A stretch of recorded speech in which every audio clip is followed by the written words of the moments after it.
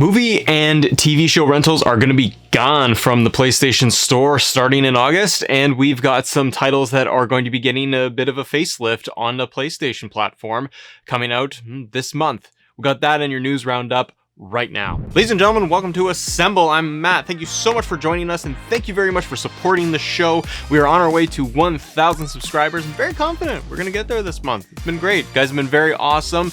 Make sure you guys subscribe to the show, hit that notification bell, ding dong. How's your mom? That's not right. I shouldn't. No. Not doing that. Anyways, PlayStation is going to be discontinuing the movie rental and TV rental service that they have available on the PlayStation platform starting in August. So starting from August 31st, 2021, you will no longer be able to make any purchases when it comes to movies or TV shows, but your existing purchases will still be available on the platform.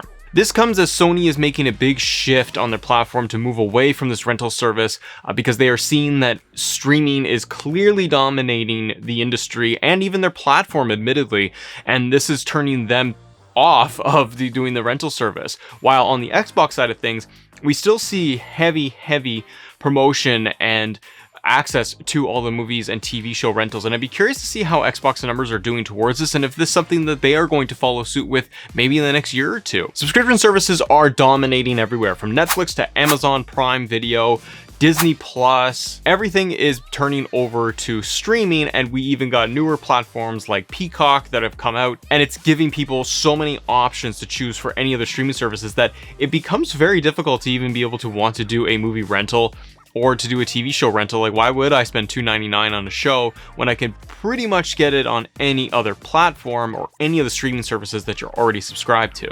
Looking at the Push Square article that I'm citing, there's a quote from Sony regarding this shift and this discontinuing of the service. Sony says, quote, "We've seen tremendous growth from PlayStation fans using subscription-based and ad-based entertainment streaming services on our consoles.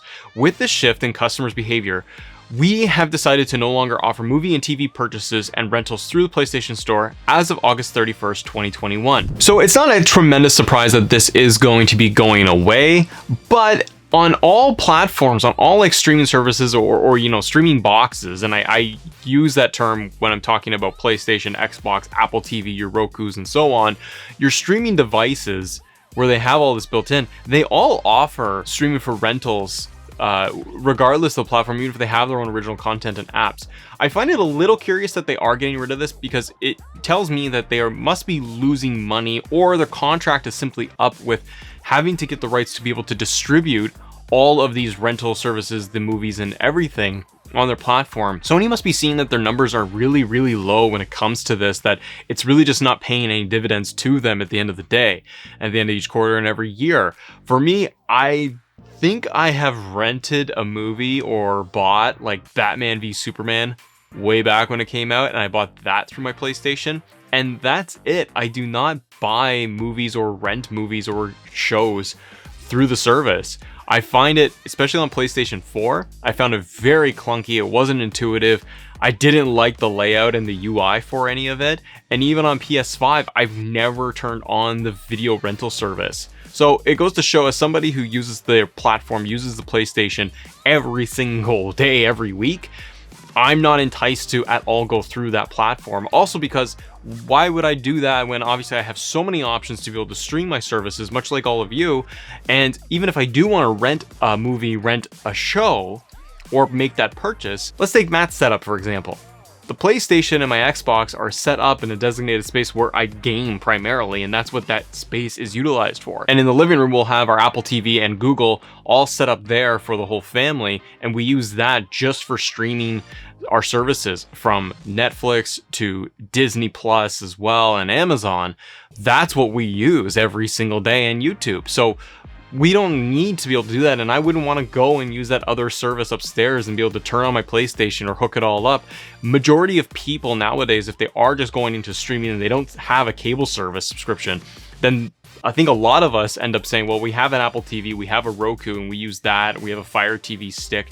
We use all of this as our way of actually streaming these apps and services. I don't go through my PlayStation. I don't want to pick up the controller and do that. So it doesn't surprise me too much, guys, that PlayStation is moving away from this, but I am curious to see what Xbox would end up doing. What do you all think? Do you think that this is going to impact them? Do you think that Sony is going to take a move to be able to set up maybe their own streaming platform, to be able to have it all in there? I don't know what content is really left to be able to try and grab towards their own individual service. At this point, all the streaming platforms have all of the content anywhere, and you can virtually get everything you need. And if they're not going in towards new releases or being able to offer releases on a discounted rate, because it's very premium pricing, even on Sony for rentals and purchases, there's no incentive for anybody to use that platform. But do you think Sony would come up with their own? Let me know in the comments below. Now, sticking on the Sony news, the other piece is that we actually get a ton of games that are actually going to be getting upgrading from the PlayStation 4 to PS5, and this is very exciting for all of March. We have a couple of titles that are actually going to be getting the big, nice, shiny update from PS4 to PS5 for free, so we don't have to worry about paying anything to be able to make that move over. And first thing I'll say is that I think that this is a great move, that we're seeing more and more titles get that update for whether it be 60 FPS or we're getting the 4K update or checkerboard updating, and we're getting better performance updates, and it's not costing anybody anything. I think it's a poor move from either Xbox or Sony if they're going to charge fans, if they already own the title, for that next gen update. I don't believe that that's what people should be paying for, is that to pay for the next gen when I already own the title on the platform. It should all be baked in.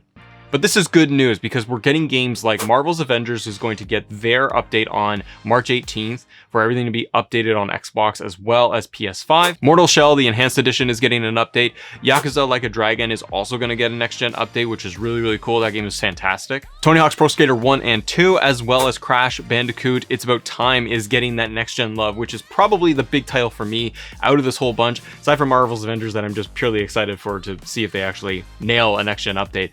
But the Crash game is one that I'd be excited to be able to see all of those nice, pretty enhancements, especially as we're getting closer and closer to a game like Ratchet. I think Crash is a good one that we can get a good platformer to get a good update. Yakuza Like a Dragon is also another one that game is already fantastic, and I love to see what they do with a next-gen polish for that. So getting these updates, guys, do any of these games work for you, and are you excited, or do you already have them and you're just excited to be able to get the next-gen update on them? For me, it's going to be Yakuza, it's going to be Marvel's Avengers, as well as Crash, and I'm probably going to end up picking up Crash now because I'm going to get that next-gen enhancement.